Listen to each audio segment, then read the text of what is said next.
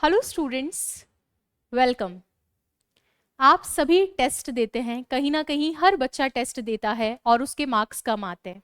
I know. अभी आप लोग ये सोच रहे होंगे ऐसी कौन सी गलतियां होगी। वो गलतियां भी आप अच्छे से जानते हैं, लेकिन आप अपनी गलतियों पे कभी काम नहीं करते हैं।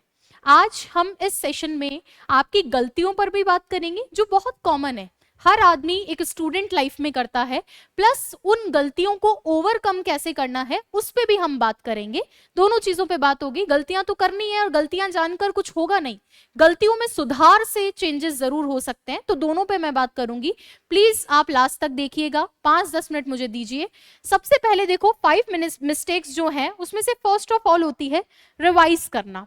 रिवाइज का मतलब है आप जो भी कंटेंट पढ़ते हैं उस कंटेंट को रिवाइज करने में, उसका दोहरान करने में, उसको दोबारा पढ़ने में बहुत जोर आती है लगभग सभी स्टूडेंट्स को। आज मुझे भी कोई पढ़ी हुई चीज को दोबारा पढ़ना हो, मुझे खुद भी बहुत जोर आती है। और रिवीजन की कमी की वजह से एक डस्ट की लेयर हमारी नॉलेज पे आ जाती है और हम ऑप्शंस में कंफ्यूज्ड होते हैं।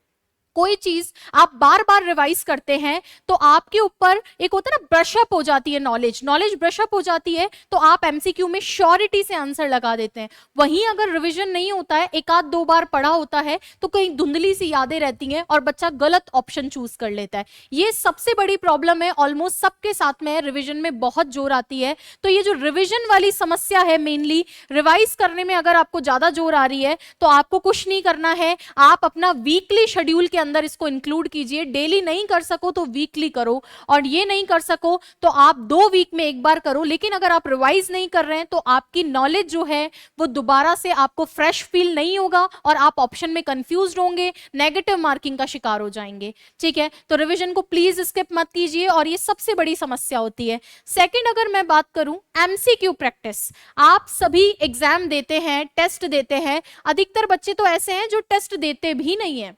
भाई टेस्ट क्यों नहीं देते? सोचते हैं यार जीके ही तो है, वहां जाके कर लूंगा, वहीं जाके कर लूंगा। पहली बार वहीं जाके टेस्ट देते हैं तो उनको आदत ही नहीं होती है ऑप्शंस अटेम्प्ट करने की। ये एक बहुत बड़ा चैलेंज बच्चों के साथ देखने को मिलता है कि अगर आपको एमसीक्यू की प्रैक्टिस नहीं है, भाई स्कूल का एग्जाम नहीं है, कॉलेज का एग्जाम नहीं है कि तुम्हारे मन में जो आया वो लिखोगे।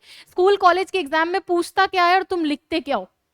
जो पूछता है वो सही से नहीं लिखते हो।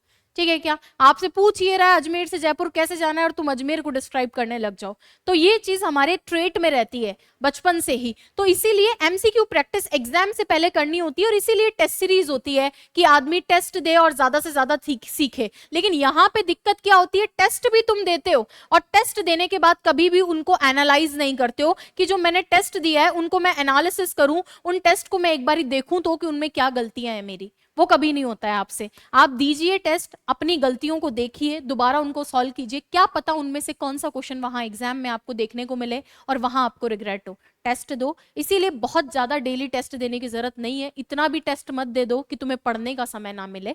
टेस्ट दो, वीकली एक टेस्ट सफिशियंट मानती हूं मैं। वीकली एक टेस्ट कोई बच्चा दे रहा है, रोज रोज टेस्ट दोगे तो तुम टेस्ट ही देते रह जाओगे, तुम पढ़ोगे कब? क्योंकि 2 घंटे तो कम से कम चाहिए होता है, और उसकी वजह से माइंड थक और जाता है फोन में लगातार। अधिकतर बच्चे तो फोन में ही देते हैं, तो थक और जाता है। तो इसीलिए टेस्ट दो। और टेस्ट सीरीज आपको पता है 27 जुलाई से अपनी भी स्टार्ट हो रही है, सुबह में 10 बजे।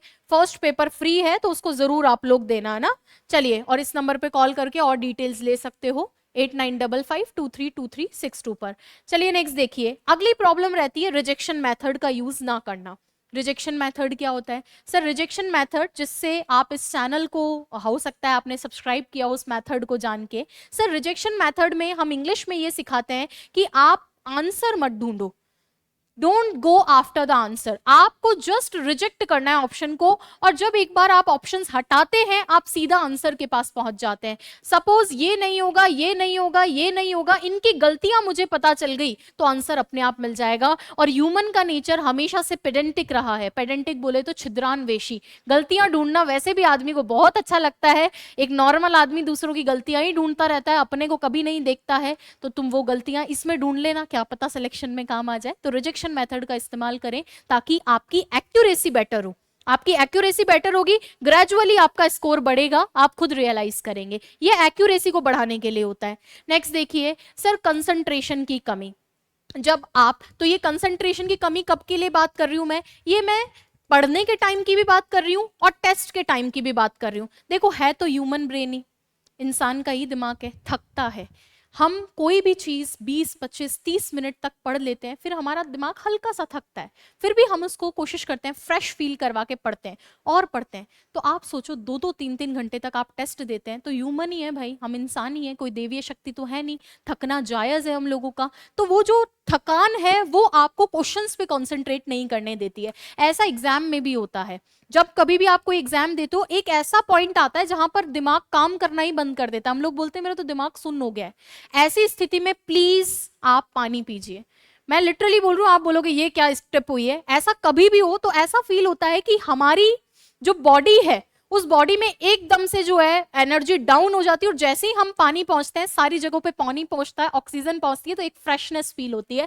कभी भी ऐसा हो, एग्जाम में भी वाटर बॉटल अलाउड रहती है, और आप अगर कहीं टेस्ट दे रहे हैं तो भी आपको कभी भी ऐसा लगे कि यार मेरी एनर्जी एकदम से डाउन हो रही है, टेस्ट पेपर के दौरान स्पेशली आप पानी पीजिए, विल फील, एक्चुअली ऐसा होता है कि आप पानी पीते हैं तो एकदम से ऐसा जैसे ऑक्सीजन पहुंच गई है सारे एरियाज में और हम थोड़ा सा फ्रेश हो जाते हैं। कंसंट्रेशन की कमी की वजह से कई बार गलत ऑप्शन टिक हो जाते हैं जल्दबाजी में, या मैं लगाना चाह रहा हूं मेरा दिमाग, मैं करना चाहता हूं 10 क्वेश्चन और, लेकिन मेरा दिमाग थक चुका है। उस थकान से उबरने के लिए आप ब्रेक भी ले सकते हैं, प्लस एग्जाम में तो टाइमर लगा होता है, जिन बच्चों की स्पीड अच्छी है वो ब्रेक ले सकते हैं 2-5 मिनट का, और जिन बच्चों की स्पीड अच्छी नहीं है वो पानी पी के अपने आप को थोड़ा सा मोटिवेट कर सकते हैं।